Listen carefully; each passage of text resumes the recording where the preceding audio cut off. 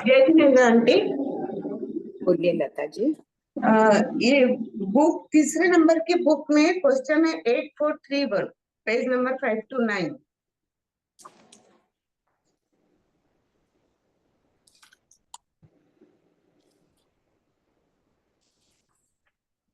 हाँ बोलिए। तो उसका जो पहला ही क्वेश्चन है, खुदाकट जुम्मा आदि किसे कहते हैं, ये शेष तो समझा, पर जो पहला वाला पॉइंट है कि जिस राशि में से 4 4 निकालते हुए अंत में 4 बचे, उस राशि को खुदाकट जुम्मा कहते हैं। पर 4 8 16 20 24 28 32 36 जो भी है, उसमें तो कहीं भी 4 नहीं बचते। नीचे 4 4 तो वो, हाँ नीचे आंटी वो बराबर है, वो भी पढ़ा मैंने, उसको भी पढ़ा मैंने, मगर कहीं ना कहीं तो बचना चाहिए ना, ये तो कहीं भी नहीं बच रहे, इसलिए पूछी मैं। नहीं, 4 तक ला के छोड़ दो, बड़ी राशि है, 4 हाँ तक छोड़ छूट गया, वैसे कर लो।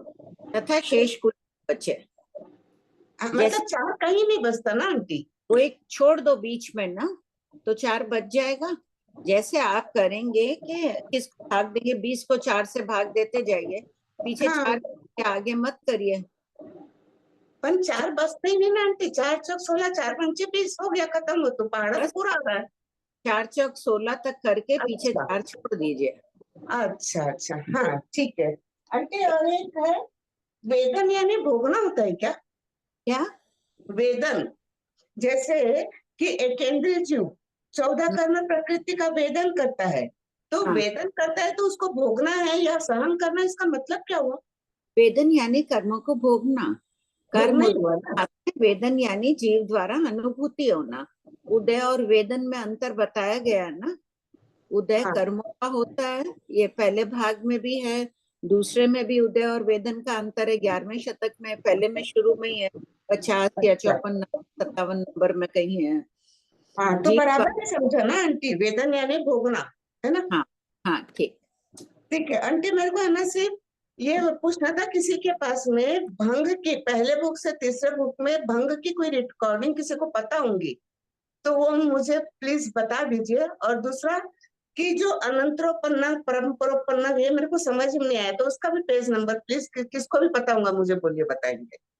अच्छा, अनंतरोपन्नक यानी उत्पत्ति का प्रथम समय, 11 अच्छा उद्देश्य आप एक एक बोलते जाइए, ये सब चाहिए। आप अपने साथ फिर है ना भंग किए, पहला आ जाएगा औगिक, संपूर्ण जीवन की आप अपने ऊपर घटित करेंगे, तो आपके संपूर्ण जीवन में क्या है, 6 लेशिया है, आप सम्यक दृष्टि हो, आदि आदि जो बोल रहे सब हो जाएंगे। अंत घटक तो कर लूं मैं, पर मुझे इसका अंतर ही समझ में नहीं आ रहा है, अंतर इसके मीनिंग से समझ में नहीं आया, इसलिए मैं इनका पेज नंबर बता दीजिए तो वापस पढ़ लूंगी।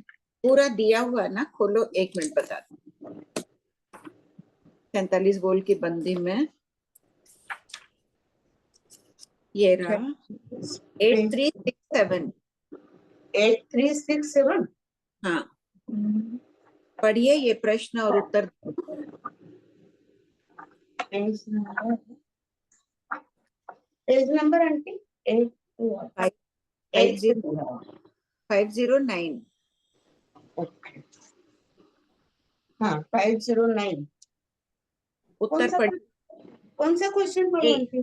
लता आंटी 8367 पढ़िए। ओके, क्वेश्चन भी पढ़ो आंटी। आंसर पढ़ लीजिए बस।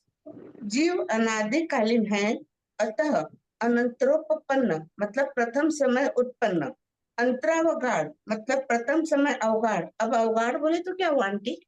अवगाढ़ यानी जीव आकर रुकता है ना, भव में उत्पन्न होता है। अवगाढ़ यानी जितने क्षेत्र में जीव रहता है उसे अवगाढ़ कह रहे हैं। अच्छा, जिसको अवगाहित करके रहते हैं उसको अवगाढ़ बोलते हैं क्या? हाँ, अच्छा हाँ ठीक है। अनंतराहारक, प्रथम समय आहारक मतलब जो प्रथम समय आहारक लिया उसने वो समय। हाँ, आहार ग्रहण करते ही, प्रथम समय में आहार ग्रहण करते ही आहार पर्याप्ति पूर्ण होता है, वो अनंतराहारक, प्रथम समय आहार लिया, फिर अनंतर पर्याप्तक, प्रथम समय आहार पर्याप्ति पूर्ण होती है, उसे अनंतर पर्याप्तक। देखिए ठीक है, कितने सरल है ना ये। हाँ अब ये पर परंपरा, मुझे ऐसे समझ में नहीं आया इसलिए मैं नहीं बना पाई आंटी। हाँ, अब देखिए, अनंत, अब यही परंपरा को अपन लेंगे तो 2-3 समय आदि उत्पन्न हुए, जिसे हो गया, ये भी लिखा हुआ होगा इधर, पहले भी आया हुआ है ये बोल, ये रहा, परम्परोपपन्नक और के नहीं दिए हुए हैं क्या इधर? इसके वही कर लीजिए। देखिए मैं बोलती हूँ, दूसरा अनंतरोपपन्नक में आएगा जिनको उत्पन्न हुए 2 3 आदि समय हो गए, यावत असंख्य समय हो गए। अनंतरा अवगाढ़, जिनको अवगाढ़ हुए 2 3 आदि समय हो गए, जिनको अनंतराहारक 2 3 4 आदि समय हो गए आहार ग्रहण किए, और जिनको पर्याप्त हुए आहार पर्याप्ति पूर्ण किए हुए 2 3 आदि समय हो गए, यावत असंख्यात समय हो गए ये। और चरम का अर्थ है यहाँ पर भव, भव की अपेक्षा चरम। जैसे मनुष्य चरम लेंगे तो उसके भव कर सकता है मनुष्य लगातार, जी तो 8 भव उसके भव चरम में आते। और अचरम जो मनुष्य आदि का कोई भी गति का भव चरम नहीं हुआ है, पृथ्वी का एक जीव है, वो बार बार दूसरी जगह जाकर फिर पृथ्वी का रूप में उत्पन्न होगा, मनुष्य है दूसरे स्थानों में जाकर पुनः मनुष्य बनेगा, वो अचरम है। अच्छा आंटी, एक छोटा सा क्वेश्चन और है कि हाँ। जो अपन बोलते हैं कि एक मिनट, बीना जी का आया 244, खोलिए भाग 2 में। भाग दो।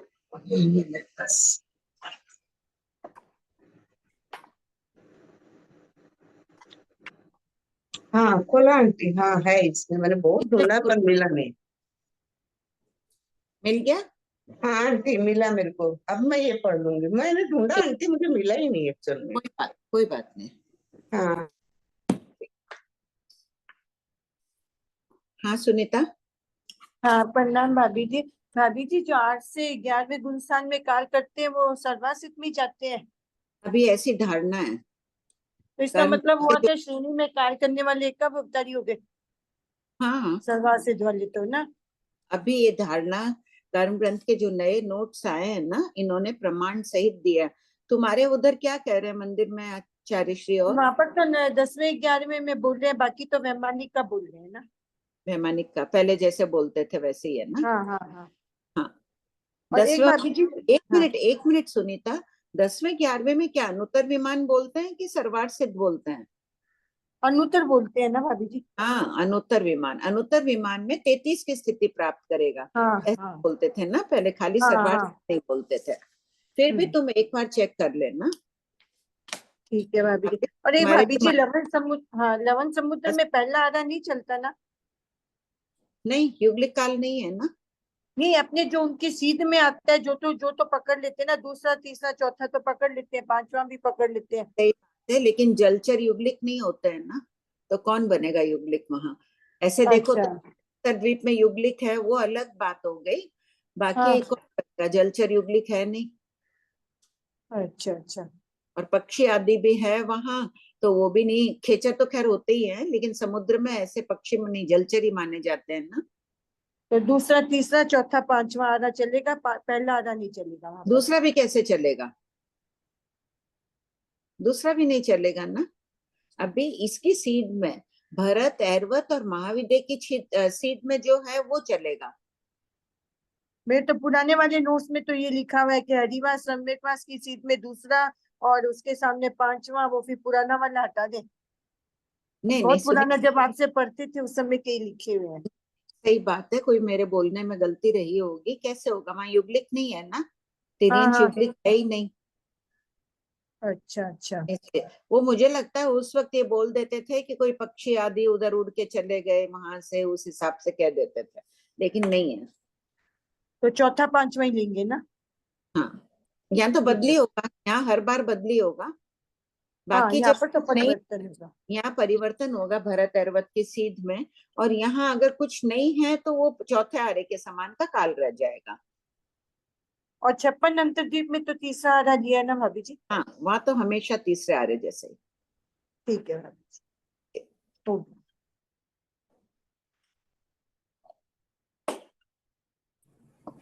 जय जिनेन्द्र मासी।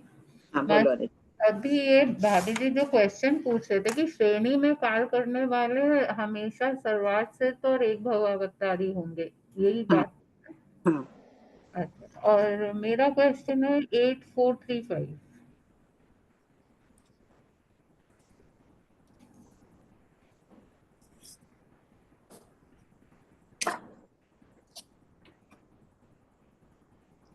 पेज एक 5। गीत पर हाँ बोलो।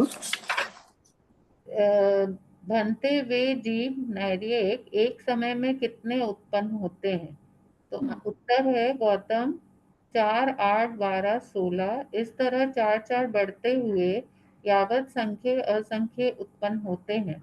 नोट में है विरह न हो तो नैर्य खुदा जुम्मा यावत खुदा कलियोगा किसी न किसी जुम्मा रूप में उत्पन्न होते रहते हैं।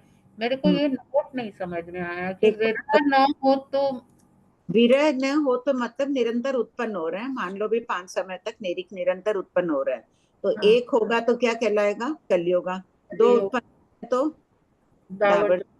3 उत्पन्न हो रहे हैं तो अ, तेयोगा। होगा 4 तो कलियोगा। कुछ भी लो, खजुमा। ऐसे 5 उत्पन्न हो रहे हैं तो कलियोगा। नहीं हर तो विरह विरह पढ़ने के बाद क्या वो नियमा कज्जुमा ही होंगे एक कोई साथ? कोई ना कोई तो होगी, सब जो भी होगा, एक भी उत्पन्न हो रहा है, तुमको खुराक जुम्मा में जवाब देना है, तो क्या बोलोगी? नहीं ये हो गया कि विरह न हो तो ऐसे समझ लिए कि अभी 5 समय तक लगातार हो रहे हैं उत्पन्न, तो ठीक है कोई भी जुम्मा आ गया।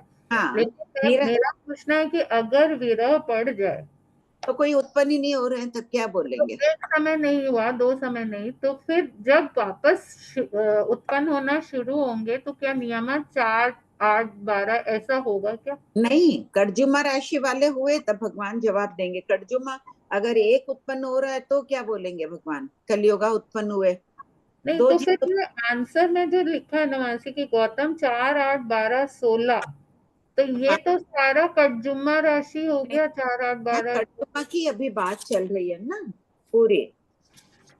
ऊपर अगले प्रश्नों में देख लो, 8439 में खुड़ाक तेोगा नेरी की बात आ गई। 844 खुड़ाक दाबर की आ गई, फिर खुड़ाक कली की आ गई। ठीक है ये मेरे को ऐसे लगा कि क्या वापस ठीक है ठीक है। कुछ भी राशि हो सकती है, खुड़ाक उसको खोल दिया है, फिर यहाँ भोलावन दे दिया है। आंटी डाउट्स हो गए, रीडिंग स्टार्ट करें? हाँ, प्रभा आंटी आप म्यूट है, आप म्यूट अनम्यूट कर सकते हैं।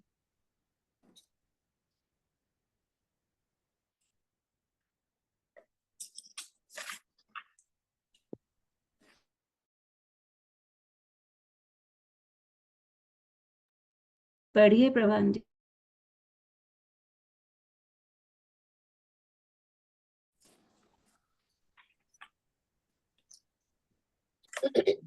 जय जिनेन्द्र। शतक 21 का प्रथम प्रथम यही वाला है या कौन सा है? हाँ यही थे ना, 8442 वही है। नहीं आंटी 8439 से रीडिंग स्टार्ट कर दीजिए। हाँ, प्रश्न नंबर 8439। खुडाक देवोगा नैदिक कहाँ से आकर उत्पन्न होते हैं? यावत उनके आगत की स्थान कितने हैं? उत्तर समग्र कथन पूर्वत कहना चाहिए, किंतु एक समय में 3, 7, 11, 15 4 बढ़ाते वे संख्य असंख्य कहना चाहिए। प्रश्न 8440। खुराक दावत जुम्मा नैरिक की उत्पत्ति आदि का वर्णन कीजिए। उत्तर समग्र कथन पूर्वत, किंतु एक समय में 2, 6, 10, 14 4 बढ़ाते हुए संख्य असंख्य कहना चाहिए। प्रश्न 8441। खुदा कलियोगा नैरिकों की उत्पत्ति आदि का वर्णन कीजिए। उत्तर समग्र कथन पूर्ववत, किंतु एक समय में 1, 5, 9, 13 4 बढ़ाते हुए संख्य असंख्य कहना चाहिए। अब देखो कितना सरल है। आपको पूछा जाए कि तेयोगा की राशि क्या है, सबसे छोटी तेयोगा क्या है? जगन्य तेयोगा 3। अब 3 के बाद में आप 4 जोड़ के जवाब देते ही जाइए। 3 में 4 जोड़े 7 आया, 7 में 4 जोड़े तो 11 आया, 11 में 4 जोड़े 15 आया। कर्जुमा में भी यही बात थी। उधर देखिए 8435 में 4 में 4 जोड़े 8, सब में 4 जोड़ते जाइए। आपको पूछा जाए खुदा दावर जुमा की क्या राशि है? 2 तो आपको पता ही है, दावर जुमा यानी कम से कम 2। 2 में 4 जोड़ते जाओ, 6, 10, 14। और एक में पूछा जाएगा कलियोगा क्या है, तो 1 में 4 जोड़ते जाइए। 5, 1 4 जोड़े 5, फिर 4 जोड़े 9, फिर 4 जोड़े 13, हाँ तो सोनम। आंटी तो फिर हमेशा चार चार में ही, चार के साथ ही उत्पन्न होते हैं, भले दावर जुम्मा हो या कुछ भी हो। नहीं नहीं नहीं, क्यों नहीं मतलब एक दो हो जाएंगे, दो प्लस चार, चार क्यों कर रहे हैं हर जगह? नहीं, तुमको मैं पूछ रही हूँ, दाबर जुमा की राशि बोलो। दो, मिनिमम दो, हम्म, फिर उसमें चार ऐड करे तो सिक्स हो गया। देख लो फिर 6। हाँ, लेकिन मैं यही पूछ रहा हूँ कि सब में चार चार ही ऐड करने हैं, हाँ, दावर जुम्मा अब में कलियुगा। ऐड करो, फिर भाग दो। 6 को भाग दो 4 से, पीछे क्या बचेगा? दो। तो बच्चा तो दाबर जुम्मा हो गई ना, जो पीछे बची वही राशि कहलाएगी। हाँ, तो पर हो गया। आंटी जैसे ना, मतलब ये चार चार के ग्रुप में नैदिक उत्पन्न होते हैं, ये पूछना नहीं था। नहीं नहीं, बिल्कुल ही नहीं। तो हम चार चार क्यों ऐड कर रहे हैं आंटी?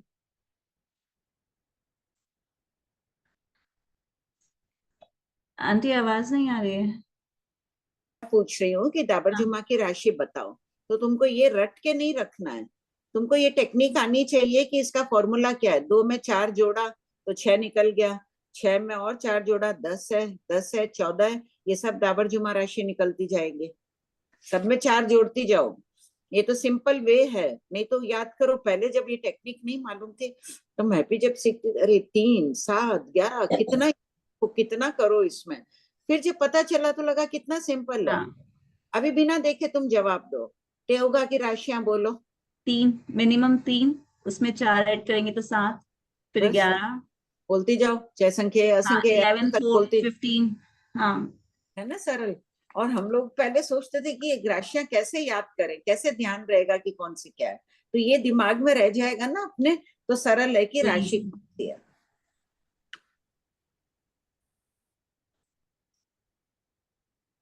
हाँ अनीता बोलो। नहीं मासी, सोनम जी का है कि चार चार के ग्रुप में ही उत्पन्न होंगे, वैसे नहीं है। जितने नंबर में हुए ना उसको आप कटजुम्मा, दावर जुम्मा, कलियोगा हाँ कुछ भी हाँ बना सकते हैं। हाँ, 10 उत्पन्न हुए, तो 10 उत्पन्न हुए तो अगर जवाब देना है युग्म में तो क्या बोलोगी? दावर जुम्मा दावर उत्पन्न, जुम्मा। हाँ। ऐसे जवाब देना है। ठीक।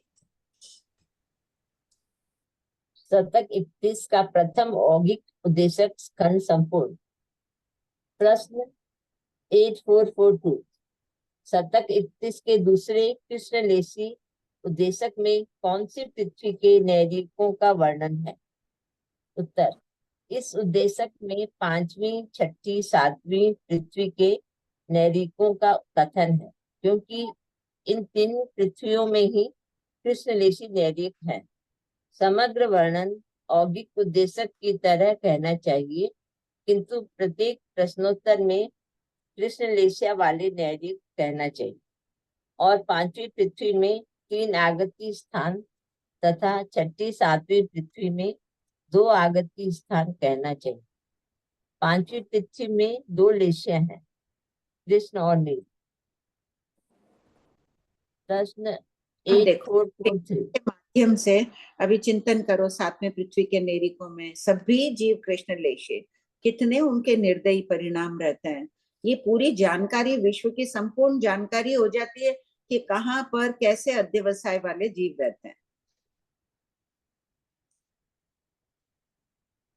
प्रश्न 8443। शतक 31 के तीसरे नीललेशी उद्देशक में कौन सी पृथ्वी के नैऋकों का कथन? उत्तर, इस उद्देशक में तीसरी, चौथी, पांचवी पृथ्वी के नैऋकों का कथन।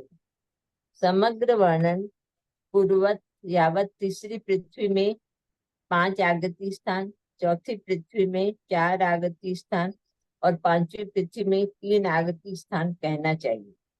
तीसरी पृथ्वी में 2 लेशियां हैं, नील और कापोत। प्रश्न 844। शतक 31 के चौथे कापोतलेशी उद्देशक का वर्णन कीजिए। उत्तर, इस उद्देशक में पहली, दूसरी, तीसरी पृथ्वी के नैऋकों का कथन। समग्र वर्णन उपयोग पूर्वक करें, किंतु पहली पृथ्वी में आगति स्थान 11, दूसरी पृथ्वी में आगति स्थान 6 और तीसरी पृथ्वी में आगति स्थान 5 कहना चाहिए। नोट, इन चारों उद्देशकों को औगिक उद्देशक कहा गया है। प्रश्न 8445। 31वें शतक के प्रथम 4 उद्देशकों को औगिक उद्देशक क्यों कहा गया? उत्तर, इस 31वें शतक में पहला भव सिद्धिक, दूसरा अभव सिद्धिक, तीसरा मिथ्या दृष्टि, चौथा सम्यक दृष्टि, पांचवा कृष्ण पाक्षिक और छठा शुक्ल पाक्षिक। इन 6 बोलों वाले नैरिकों का औगिक और 3 लेशिया का विशेषण लगाकर अर्थात लेशिया संयोग से कथन किया है।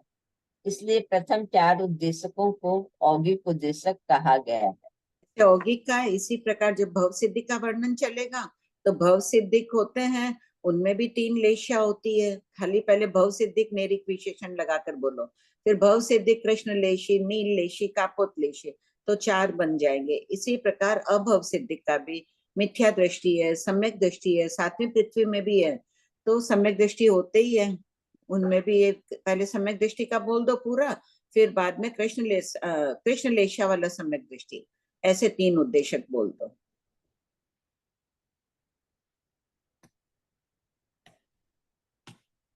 प्रश्न 8446 भव सिद्धिक नैरिक के 4 उद्देशकों को स्पष्ट कीजिए।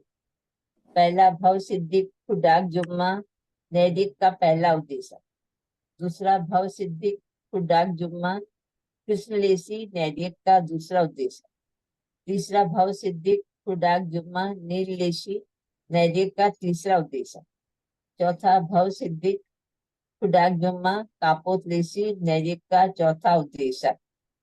समग्र वर्णन पूर्वक करें, किंतु प्रत्येक प्रश्नोत्तर भव सिद्धिक से प्रारंभ करना चाहिए। 7वीं पृथ्वी में सम्यक दृष्टि उत्पन्न नहीं होती। काल करते हैं, काल भी नहीं करते हैं। आयुबंध के समय, उत्पत्ति के समय और काल करने के समय नियमा मिथ्या दृष्टि होते हैं। बाद में बीच का 33 सागरोपम की स्थिति भी हो, अंतर्मुहूर्त 3 अंतर्मुहूर्त छोड़कर शेष काल सम्यक दृष्टि अवस्था में रह सकते हैं।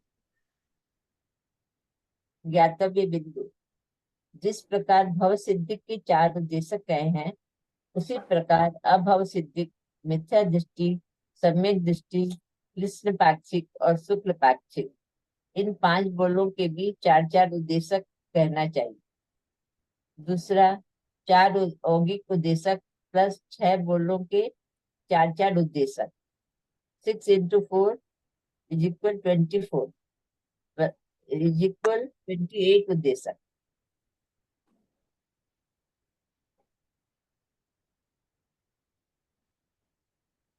प्रश्न 8447 भव सिद्धिक, अभव सिद्धिक आदि की अपेक्षा नरक में उत्पत्ति का वर्णन क्यों किया गया? उत्तर, मूल बिंदु यह है कि चाहे भव सिद्धिक हो या अभव सिद्धिक, चाहे मिथ्या दृष्टि हो या सम्यक दृष्टि, चाहे शुक्ल पाक्षिक हो या कृष्ण पाक्षिक, सभी अपनी ही अशुभ प्रवृत्ति की धारा से नरक में उत्पन्न होते हैं और दुख का वेदन करते हैं। इस विषय में इन असमान बोलों में भी कोई असमानता नहीं होती।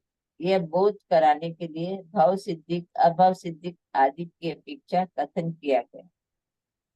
भव सिद्धिक भी नरक में जाते हैं, उस हिसाब से बताया गया। हाँ, कि भव सिद्धिक भी जा रहा है, तो क्यों जा रहा है? अशुभ अध्यवसायों के कारण, नरक आयु बंध के 4 कारणों का सेवन किया हुआ है, इसलिए श्रेणिक महाराज गए, क्षायिक सम्यक दृष्टि थे, भव सिद्धिक हैं, कृष्ण महाराज भी गए हैं वहां पर। अभव सिद्धिक जीव भी जाते हैं, काल सौक्रिक कसाई कहाँ है? नरक में अभी अभव सिद्धिक कहा गया है वो। तो चाहे भव सिद्धिक हो, तो ये कोई विशेषता नहीं है कि वो भव सिद्धिक हो गया तो अब वो 7वीं नरकी में नहीं जाएगा, और दोनों के लिए समान ही बात है। ये बताने के लिए, समानता बताने के लिए ये बोल दिए गए। ये क्या है भाभी जी? भव सिद्धिक खुडाक जुम्मा नैरिक का पहला उद्देश्य। हाँ, मतलब खाली उसमें भव सिद्धिक विशेषण, जैसे ना प्रभा भी आप पढ़िए, भव सिद्धिक खोलिए सबको। ये पहला मैंने प्रश्न, किया ना, बहुत सी क्लासेस की भी नहीं है, इसलिए मेरे को समझ में नहीं आ रहा। एक बार आप 8433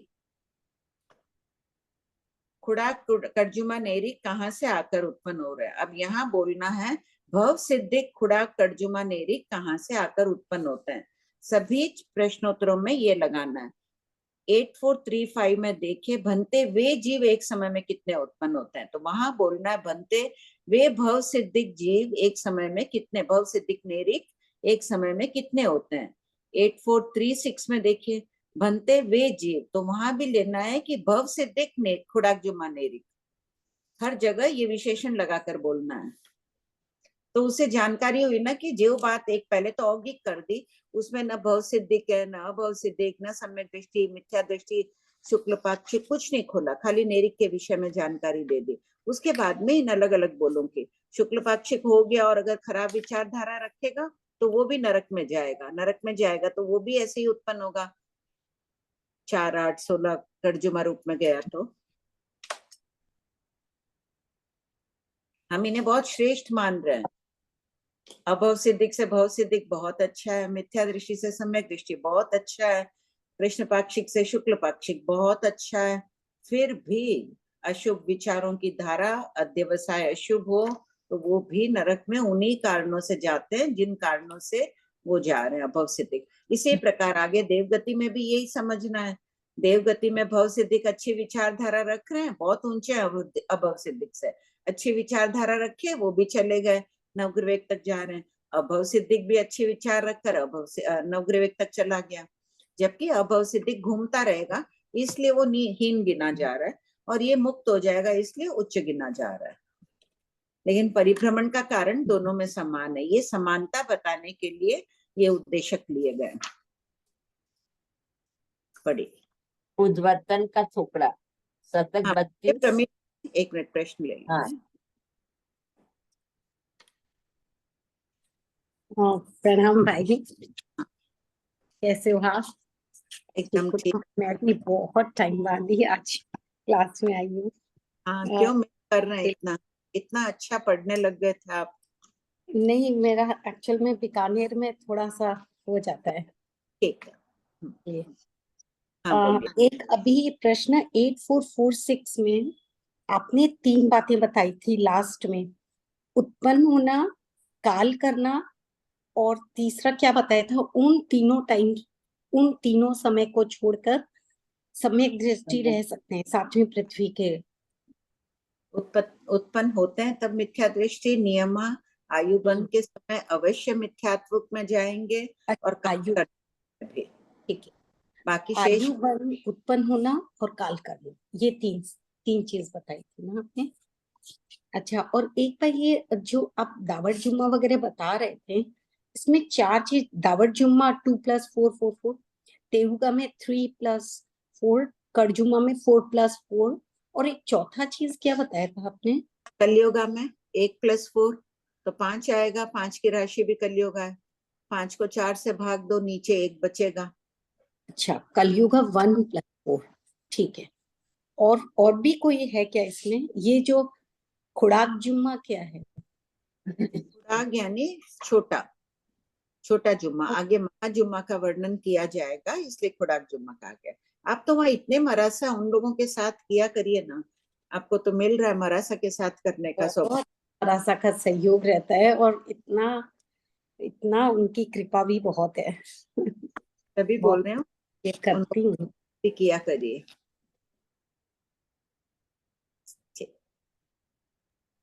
आंटी, ये 8439 जो है पिछले पेज में क्वेश्चन है, पढ़ू उसको। खुराक देवगा नैर्यक कहाँ से आकर उत्पन्न होते हैं, यावत उनके आगति स्थान कितने? वो पूछ रहे हैं कहाँ से उत्पन्न होते हैं और आगति स्थान कहाँ है, और आंसर में अपन बोल रहे हैं कि एक समय में 3, 7, 11, 15 4 बढ़ाते जाओ, तो मतलब क्या हुआ? क्यों, पूरा उत्तर क्या है? समग्र कथन पूर्ववत कहना चाहिए। जैसे पहला प्रश्न क्या है, 8433 खुड़ा, पढ़िए पहला प्रश्न। बनते खुडाग कड़जुम्मा नैर्यक कहाँ से आकर उत्पन्न होते हैं? ठीक है, ये उत्तर मिले। अब गौतम स्वामी संख्या वर्षा हो। अब अगला प्रश्न गौतम स्वामी इसके बाद पूछ रहे हैं, खुडाक कर्जुमा का पूरा विषय हो गया, खुडाक त्योगा नेरिक कहाँ से उत्पन्न हो रहे हैं, तब शास्त्रकार यहाँ संक्षिप्त कर रहे हैं, समग्र कथन पूर्ववत कहना चाहिए, पूरा ऐसे ही कहना चाहिए। अच्छा, तो वो भी पंचेंद्रिय मनुष्य वही बोलने का है वहाँ भी। हाँ, सारे वही शब्द बदल के बोलना है। हाँ, वो वहाँ का। किंतु संख्या में अंतर आ गया ना, वहाँ हम्म। 4 तो बोल रहे थे, यहाँ 3 7 बोलना है। हाँ, आ गया आंटी समझ। ठीक। हाँ सुनीता। भाभी जी 8445 में ना लास्ट वाली लाइन, इसलिए प्रथम 4 उद्देश्यकों को औगिक उद्देश्य कहा गया है।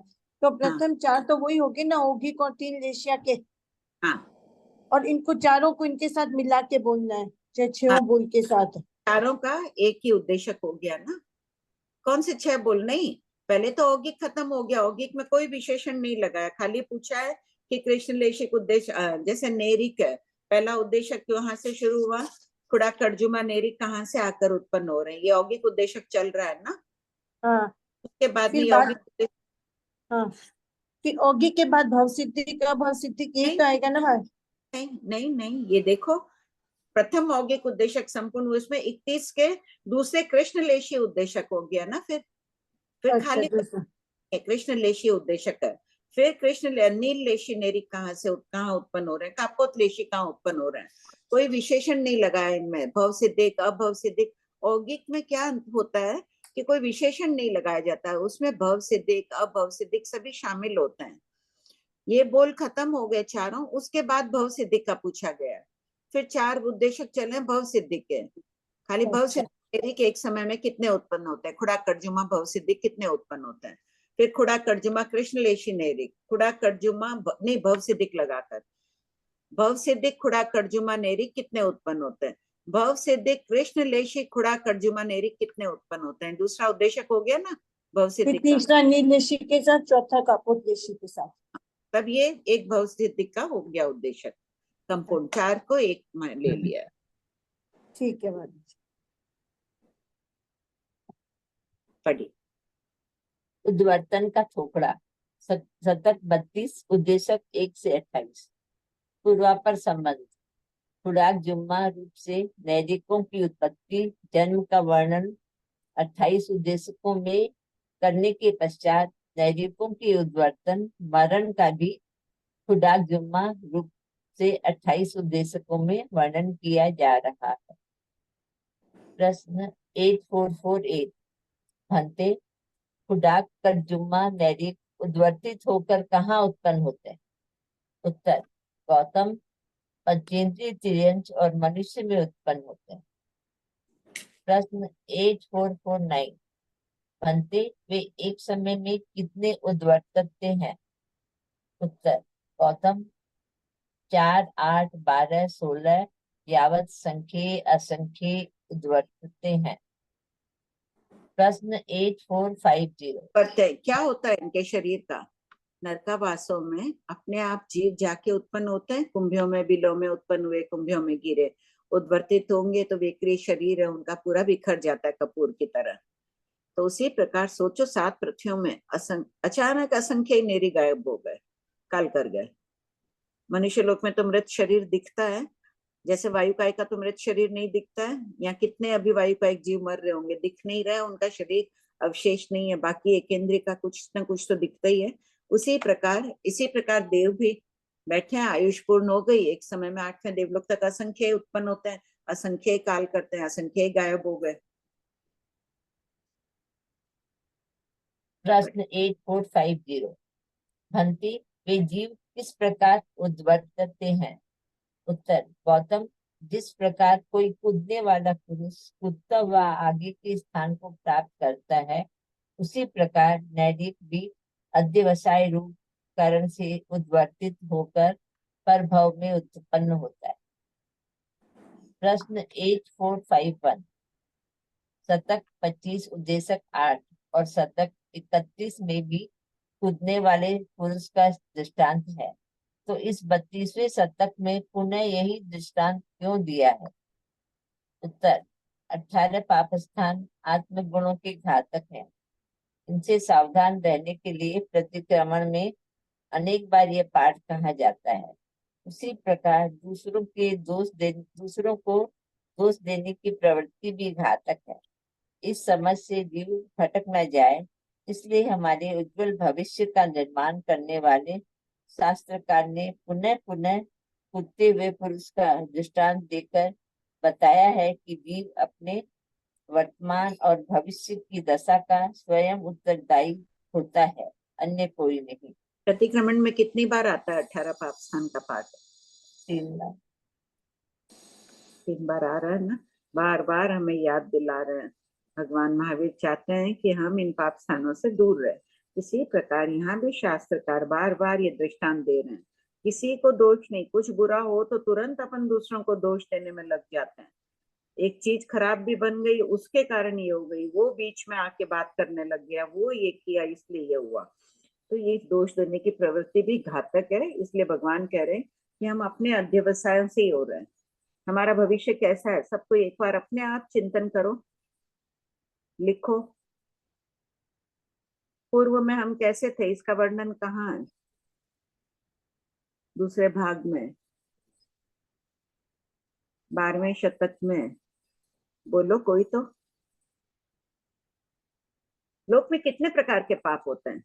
देखो, झूठ बोलने वाले, चोरी करने वाले, बलात्कार करने वाले, स्मगलिंग करने वाले, हत्याएं करने वाले, सब तरह के लोग होते हैं ना विश्व में। इसमें से एक भी ऐसा काम है जो हमने अनंत बार नहीं किया है, इसका प्रमाण कहाँ है? भगवान महावीर की वाणी कहाँ है? ये श्रीमद् भगवती सूत्र में। भाव भ्रमण। हाँ, निकालो। किसने जवाब दिया? मैंने। हाँ, भांति प्रभावित खोलो, जी। भाव भ्रमण का खोलो, 12वें शतक में है ना।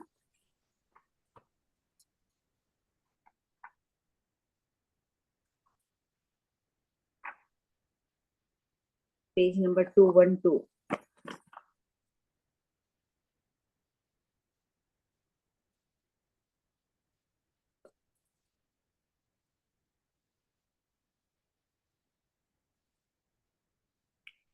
इसमें तो उल्टा कम ही लिखा है मैंने, 4064 में।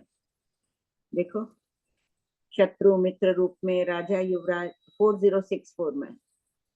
दास, भागीदार, वधक, घातक आदि समस्त रूपों में एवं ईर्षालु रूप में पहले उत्पन्न हो चुका है। तो घातक यानी मारने वाला, भगवान ने तो बहुत शब्द दिए इसमें, यानी हम हर रूप में उत्पन्न हो चुके हैं।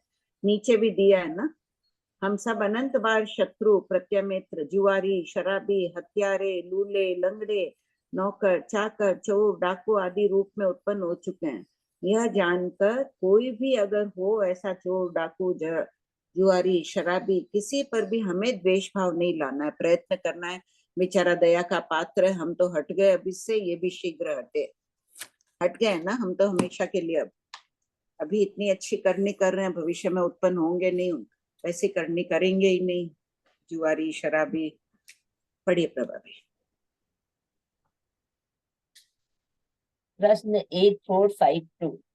घनोदधि पर फूलों की टोकरी के समान विस्तार वाली 7 पृथ्वियों के नैर्य अद्वर्तित होकर कितने स्थानों में जाते हैं? श्री स्थानांक सूत्र 7 में फूलों की टोकरी कहा है। जैसे हर पृथ्वी के नीचे 4 बोल कहे हैं। दधि बोलो। घनोदधि। घनोदधि के नीचे घनवात, तनुवात, धन्यवाद। फिर आकाश। आकाश। आकाश 4 बोले ना, तो घनोदधि के ऊपर पृथ्वियां हैं।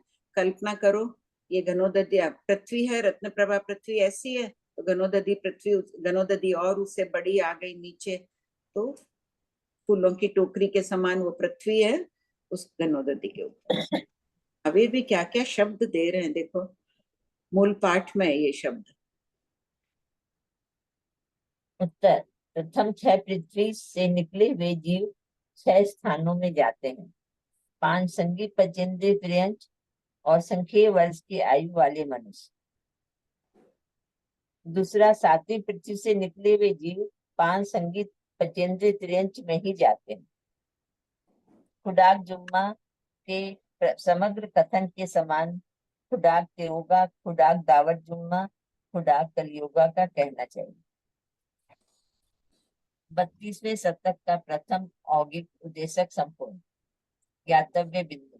जिस प्रकार 31वें शतक में औगिक और 3 अशुभ लेस्या के 3 उद्देशक, इन चारों उद्देशकों को औगिक उद्देशक कहा है, उसी प्रकार यहाँ भी कहना चाहिए। अर्थात एक भव सिद्धिक, दूसरा अभव सिद्धिक, तीसरा मिथ्या दृष्टि, चौथा सम्यक दृष्टि, पांचवा कृष्ण पाक्षिक और छठा शुक्ल पाक्षिक। नैदिक के भी चार चार उद्देशक कहना चाहिए। इस प्रकार 4 औगिक उद्देशक plus 6 into 4 24 is equal to 28 उद्देशक होते हैं।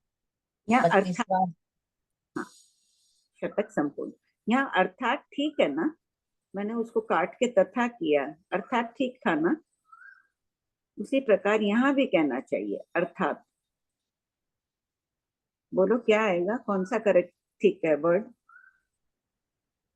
आंटी सही है ना? आपको क्या डाउट आ रहा है? अर्थात ठीक है ना, मैंने हाँ इसको आंटी। काट कर कल तथा कर दिया, तथा गलत। नहीं, नहीं। अर्थात मतलब कि पहले जैसे सेम वापस। और तथा लिखने से एक बार सोच के बता देना फिर। हाँ बोलो श्वेता। श्वेता दी। आंटी क्वेश्चन नंबर 8448 8 8448 इसी उद्देश्य शतक का पहला क्वेश्चन। हाँ बोलो। भंते खुराक कर्जुम्मा नैरिक उद्वर्तित होकर कहाँ उत्पन्न होते हैं? आंटी नैरिक उद्वर्तित हो चुका, फिर उसको नैरिक बोल रहा है पूर्व भाव की अपेक्षा। पूर्व पर्याय की अपेक्षा नेरिक उद्वर्तित हुआ, मर रहा है, कौन मर रहा है? नेरिक मर रहा है। आंटी उद्वर्तित हो चुका है, उद्वर्तित होकर बोला है ना, हाँ इसका यानी कि अगले भाव की आयु का उदय शुरू हो गया, फिर भी उसको नैरिक बोल रहा है।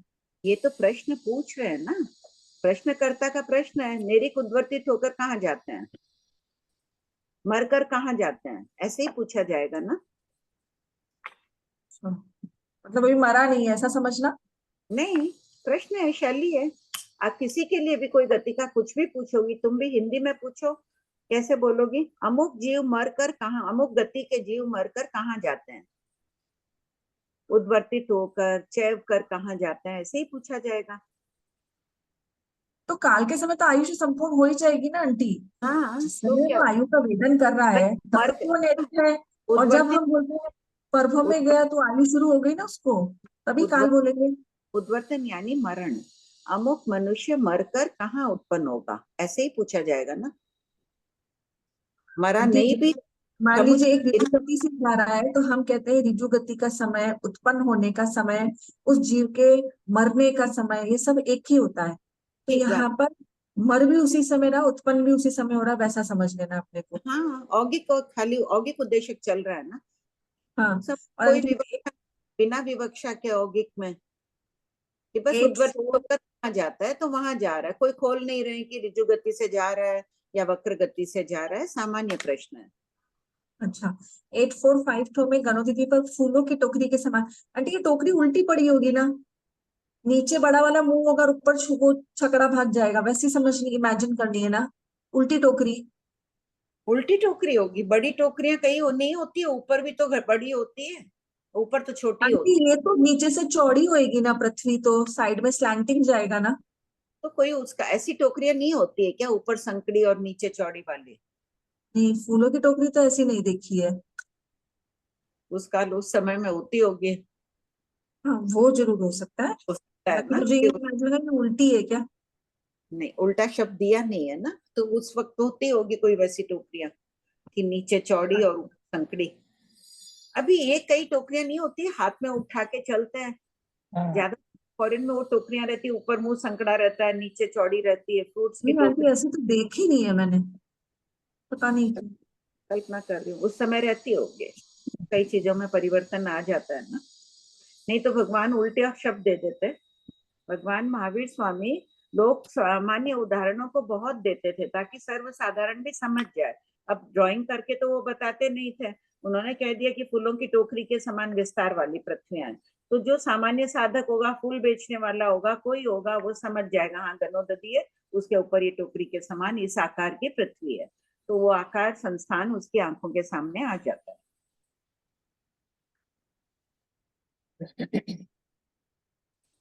भाभी जी जय जिनेन्द्र प्रणाम।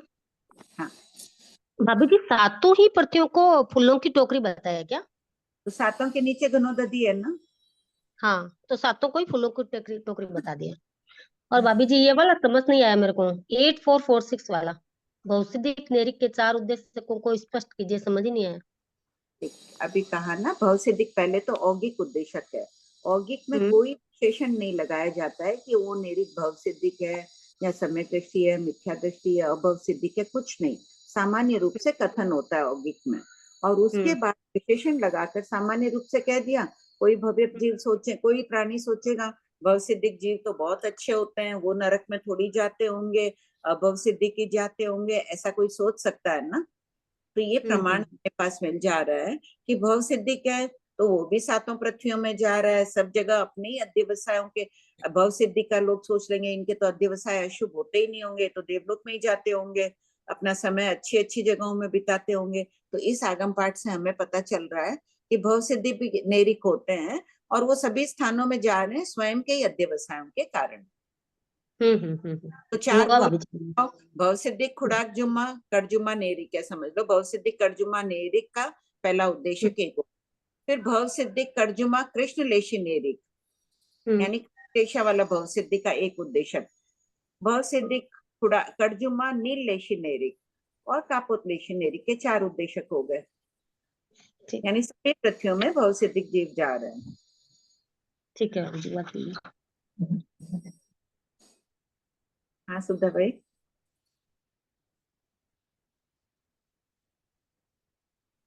प्रणाम कंचन भाई। हाँ वो सुधा। जो आप तथा और वो अर्थात पूछ रहे हैं ना, तथा का मतलब तो और हो गया। हाँ, आप अर्थात ही सही रहेगा, ठीक था ना। अर्थात सही है।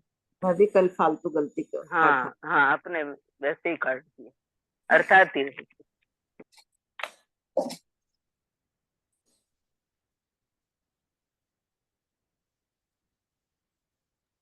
कविता जी।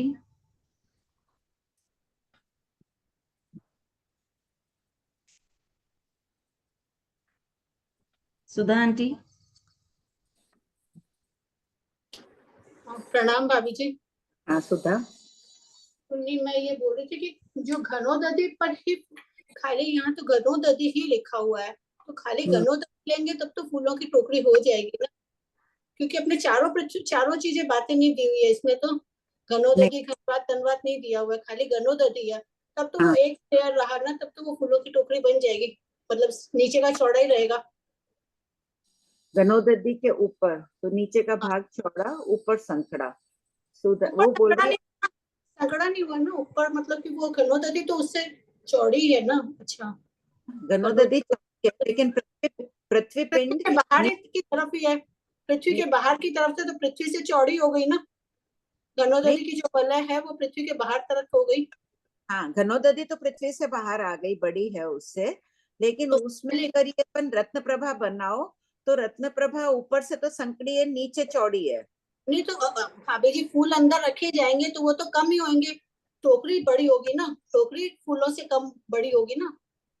हाँ, टोकरी बड़ी है, उसमें फूल भी आ रहे हैं, खींच रहे हैं फूलों की टोकरी, तो फूल ऊपर जाते जाते कम होंगे शिखर में, ऐसे सोचो। शिखर नहीं क्यों करेंगे ना, अपने फूलों की टोकरी, अपने कोई भी टोकरी हुई ना भाभी जी। चंगेरी नहीं बोल रहा है ना, फूल चंगेरी नहीं बोल रहा है, चंगेरी में ऊपर तक रहेंगे। ये तो अपने फूलों की टोकरी बोले, तो जो नॉर्मल टोकरी होगी वैसे ही मानेंगे ना भाभी जी। नॉर्मल जो अभी ये अपने आम वाली और टोकरियां रहती है वो तो ऊपर से चौड़ी रहती है ना सुधा। हाँ, तो ये चौड़ी हो गई ना भाभी जी, घनोदधि है, घनोदधि पृथ्वी से चौड़ी है ना, क्योंकि अंदर ही पृथ्वी समाई हुई है, तो पृथ्वी से चौड़ी हो गई ना। पूरी पृथ्वी को ही टोकरी समझ लेना, टोकरी घनोदधि के ऊपर टोकरी एक रखी हुई है, नीचे से चौड़ी, ऊपर संकड़ी होती है। टोकरी हो गई भाभी जी, घनोदधि 20,000 योजन की मोटी और चारों तरफ की वलय मिलाकर वो घनोदधि टोकरी हो गई। उसके अंदर रत्न प्रभा पृथ्वी है, उसके अंदर रत्न प्रभा पृथ्वी हो गई, तो वो रत्न प्रभा पृथ्वी फूल हो गए और वो घनोदधि वो टोकरी हो गई। मेरे को ऐसे समझ में लगता है भाभी जी। लेकिन शब्द क्या है, घनोदधि पर फूलों की टोकरी के समान। हाँ, तो घनोदधि पर, घनोदधि को टोकरी नहीं कहा है ना भगवान ने, उसके यहाँ तो ऊपर। आंटी पृथ्वियों को टोकरी का है, हाँ, और वो घनोदधि के ऊपर है। हाँ। सुधा आंटी, आपका और कोई क्वेश्चन है? नहीं, और नहीं है मेरा। सोच लेना और सुधा, एक बार ड्राइंग और बना के, भगवान ने पर कहा है तो कैसे होगा। वैसे ये पीछे जो औगिक उद्देशक है, इसका एक बार मैं बोल रही हूँ अगर ये सही है तो। पहला उद्देशक में 4 युगम, क्या है पहले उद्देशक में क्या है? 4 युगम ले लेंगे अपने, खरजुम्मा के लिए होगा ये हाँ ठीक युगम। और दूसरा उद्देशक में कृष्ण लेशिया, तीसरा उद्देशक में नील लेशिया और चौथा उद्देशक में कापोतलेशिया। ये 4 औगिक हो गया और इस चारों को फिर इस 6 में वापस से लगा के करना। समझाया गया है कि हाँ। वो नेरी के उनमें भव सिद्धि के बाद, उनमें हाँ। अभव सिद्धि के बाद। ठीक। पढ़िए प्रभा। अब देखो ये शुरू करने के पहले ही दे रही हूँ, पूर्वापर में दिया है ना 26 से 30 में जो 11 उद्देशक थे, वे 11 उद्देशक वापिस यहाँ 33 और 34 में आएंगे। 11 उद्देशकों के नाम सबको याद हो गए? आज कम से कम 20-25 जने तो हैंड रेस करो कि याद किए हैं। किस किस ने लिख के प्रैक्टिस किया? कमला जी, बुरा, अच्छी बात है। और सोनम,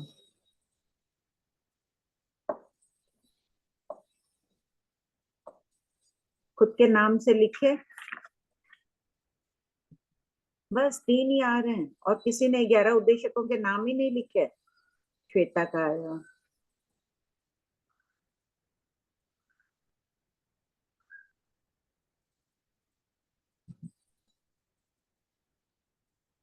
बहुत कम आए।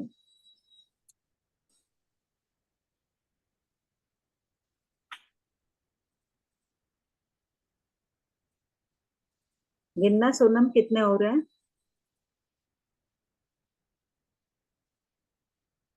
आंटी 12 हो गए। आईफोन 2 बार क्यों आ रहा है? अच्छा एक ही बार है पीछे का, ठीक है। वो हाँ हाँ ठीक समझ गए। बस 12 ही हुए, बाकी किसी ने नहीं। कृपया लिखो। ये उद्देशक आगे भी चलेंगे, 33 में भी 11। बहुत अच्छी तरह अपने पर पाप कर्मों की बंदी से अपनी बहुत अपूर्व निर्जरा होगी। इससे हमारे आत्म परिणामों को विशुद्ध करने का मौका मिल रहा है। भगवान जब 7-7 बार ये उद्देशक बोल सकते हैं विस्तार से, हम तो पेपर पेंसिल लेके देख के लिखना है हमें तो। पढ़िए। एक केंद्रीय शतक का ठोकरा, शतक 33, अवान्तर शतक 12, उद्देशक 124। पूर्वापर संबंध। एक केंद्रीय शतक में भी लेशिया से अनेक उद्देशक खंड भाग कहे गए। 26वें से 30वें शतक में जो 11 उद्देशक थे, वे ही 11 उद्देशक इस शतक में भी हैं। प्रश्न 8453, अवान्तर शतक किसे कहते हैं? उत्तर, अवान्तर अर्थात अंतर्गत। अवान्तर शतक में विभिन्न पहलुओं से मुख्य विषय को कहा जाता है। एक केंद्रीय शतक के सभी अवान्तर शतक परस्पर क्रमबद्ध रूप में एक केंद्रीय की लेशिया, भव सिद्धिक, अभव सिद्धिक आदि का विवेचन करते हैं। प्रश्न 8454, एक केंद्रीय शतक में एक केंद्रीय के किस विषय का वर्णन है? उत्तर, एक केंद्रीय की कर्म सत्ता, कर्म बंध और कर्म वेदन का वर्णन है। प्रश्न 8455, हंते, एक केंद्रीय के कितने भेद हैं? उत्तर, गौतम, एक केंद्रीय के 20 भेद है। पृथ्वी का एक आदि, 5 स्थावर के सूक्ष्म और बादल, इन 10 के पर्याप्त और अपर्याप्त कुल 20 भेद है। इसी किताब में एक केंद्रीय के 22 भेदों का वर्णन कौन से शतक में है? 19वें शतक में। अब निकाल लो।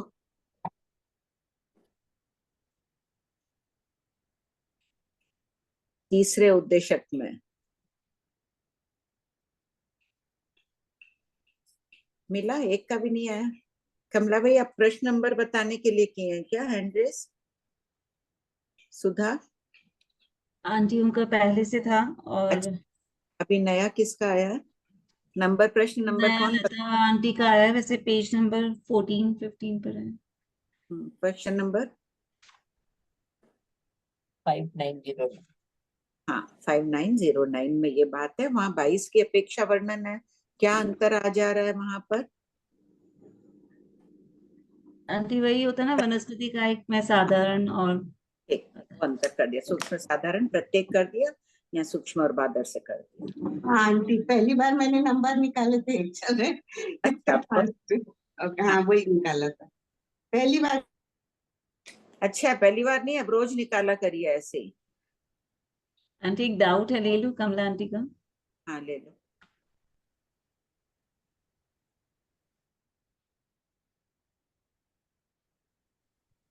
अरे डाउट नहीं है, मैं तो इसके लिए जीव लेशा इसके लिए किया था एंड ग्रेस, ये 11 बोलते हैं ना उसके लिए किया था। 11 उद्देशक जी आंटी, हाँ 11 उद्देशक के लिए बता रहे होंगे। में लेशा का है, लिखा हुआ घात और अनंतरोपपन, परंपरोपपन, ये उद्देशक है ना कमला भाई? आप लिख के वापस प्रैक्टिस कर लीजिएगा 11 उद्देशकों के नाम। पढ़ो। प्रश्न 8456। भंते एकेंद्रीय में कितने कर्मों की सत्ता होती है? उत्तर, गौतम 8 कर्मों की सत्ता होती है।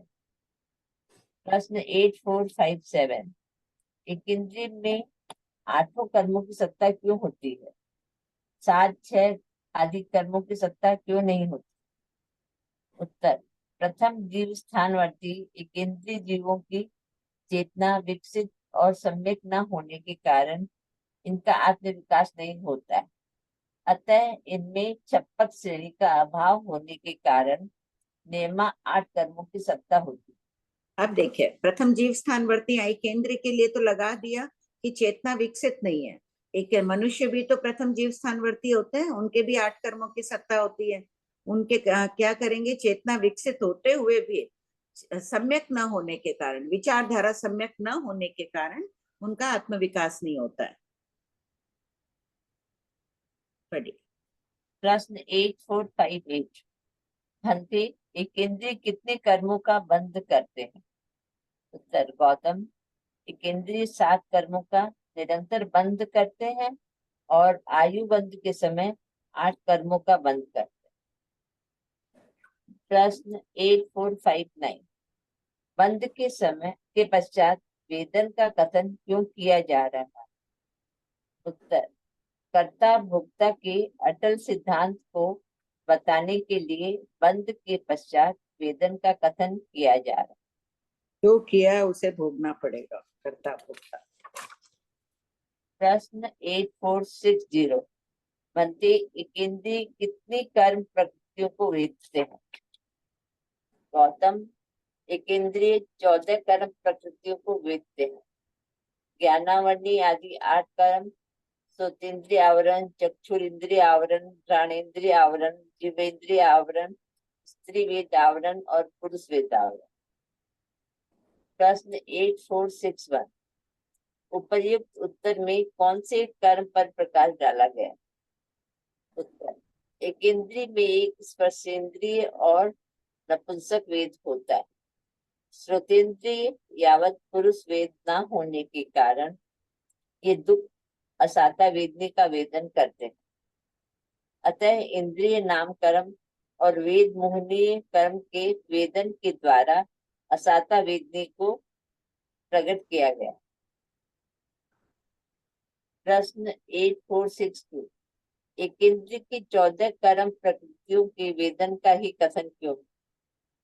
उत्तर, इन 14 कर्म प्रकृतियों का उदय सुप्रसिद्ध है तथा इनके वेदन के कारण ही दृश्यमान विश्व में विभिन्नता दृष्टिगोचर होती है।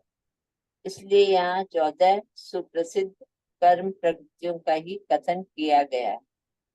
एकेंद्रीय की असाता वेदनीय पीड़ा सुप्रसिद्ध नहीं है, अतः इनकी पीड़ा का बोध कराने के लिए 14 कर्म प्रकृतियों के वेदन का कथन किया। इनकी पीड़ा का वर्णन कहाँ किया गया है? वही 19वें शतक में। कमल निकालो प्रश्न नंबर 19वें शतक में। क्या दृष्टांत दिया है? भगवान महावीर के शब्द है वहां।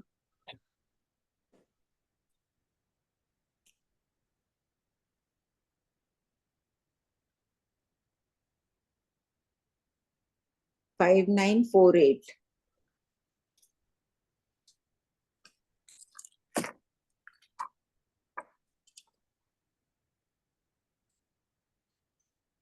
फोर एट पढ़ दीजिए प्रभा भाई। हंते पृथ्वी कायिक जीवों को आक्रांत, दबाने या पीड़ित करने पर वे कैसी वेदना का अनुभव करते हैं? उत्तर, गौतम, जिस प्रकार कोई कला में पारंगत, निपुण, बलवान, जवान पुरुष किसी जीर्ण शरीर वाले दुर्बल, रोगी, वृद्ध पुरुष के सिर पर मुक्का मारे तो वह वृद्ध पुरुष कैसी पीड़ा का अनुभव करता है? गौतम स्वामी ने कहा, श्रवण प्रवर, वह वृद्ध अत्यंत अनिष्ट पीड़ा का अनुभव करता है। प्रवर मतलब श्रेष्ठ। गौतम, उस वृद्ध की पीड़ा की अपेक्षा पृथ्वी का एक जीवों की पीड़ा अधिक अनिष्ट यावत अमनोज्ञ होती है। हमारे साधु साध्वी एक नमक के कण भी नहीं टच कोई कर लो तो असुस्ता मान लेते हैं ना कि उन जीवों को पीड़ा हुई है। पानी की एक बूंद भी, वनस्पति की एक कहीं स्पर्श मात्र हो जाए तो भी उन जीवों को पीड़ा हुई है, घर असुस्ता कर देते हैं। इसीलिए उनकी साधना इस विश्व में अनमोल है। आंटी टाइम भी हो गया है। हाँ, कृपया आंटी।